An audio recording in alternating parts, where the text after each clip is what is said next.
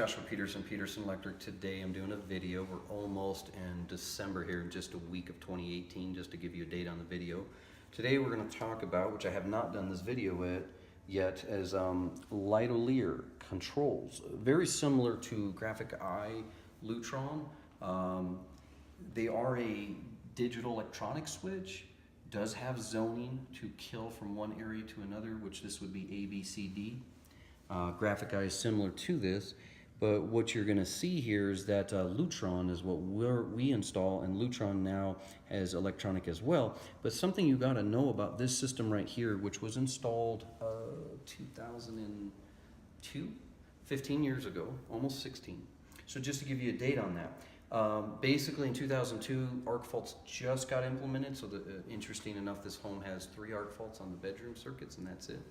One important fact about this: if you do a kitchen remodel, it states in the manual, which the customer brought up to me, that you cannot GFCI protect on the line side of any of the circuits.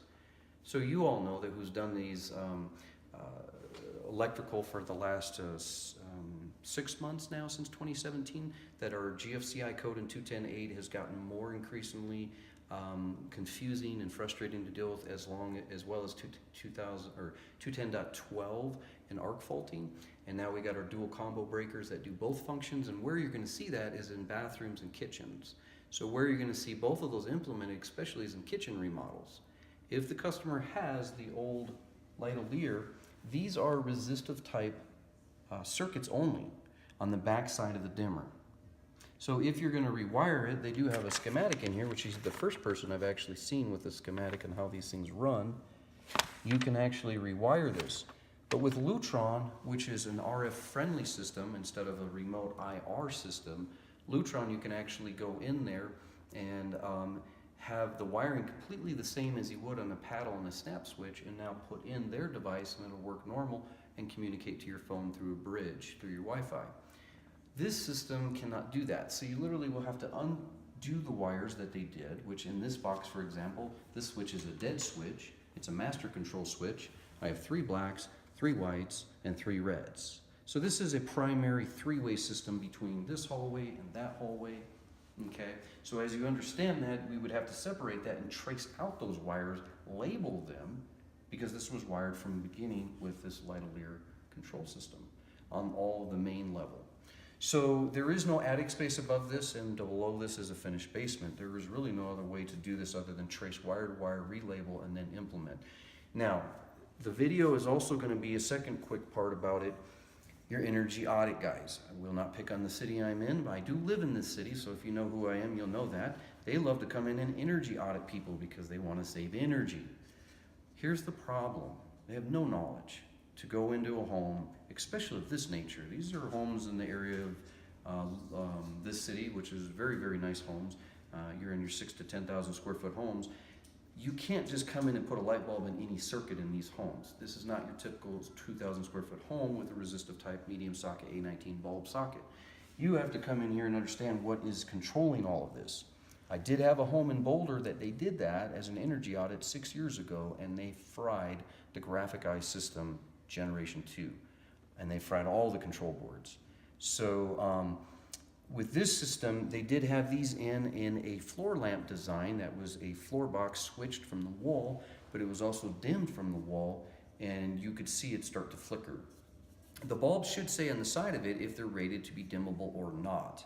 This is an LED, this is a CFL, compact fluorescent.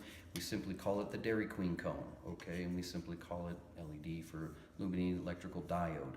But the bottom line is, even if they're dimmable, you have to know that if the switch can handle it. As I came in here, you can see in here, these are going to be a small puck design, MR16 bulb. They will have a transformer up above that is dimmable rated, probably electronic transformer, but yet a halogen bulb.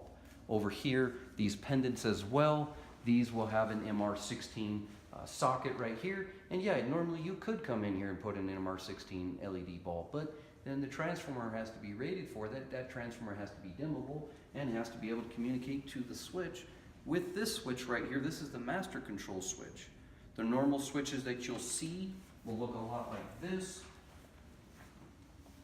If you can see back in here, They have a push button design. You can feel the spring in it. Had a gal unearthed it here a few years ago that the springs were going out. We had to replace those switches. So just to give you guys a heads up on this, if you're doing a kitchen remodel, you better make sure that if you have this system, you're gonna have a lot more wiring involved. And if the electrician doesn't know how to do that, that's gonna be a real additive problem. But there's gonna be more tracing and arc fault implemented, because anytime you modify, extend, or repair a circuit, you're supposed to AFCI protect that per Article 210.12b and also 406.12.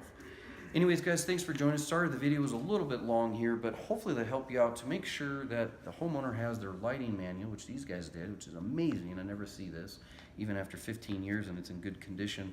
I did take pictures of this. I will download this on a PDF file, so if I see this again, it'll be in my Dropbox, and I can blow up my schematic, and that will really help me out. But yeah, again, be careful of your lighting audit, guys. Just tell them, hey, we're not interested, and make sure you give us a call before you just assume to pop in the cheaper bulbs. Thanks, guys.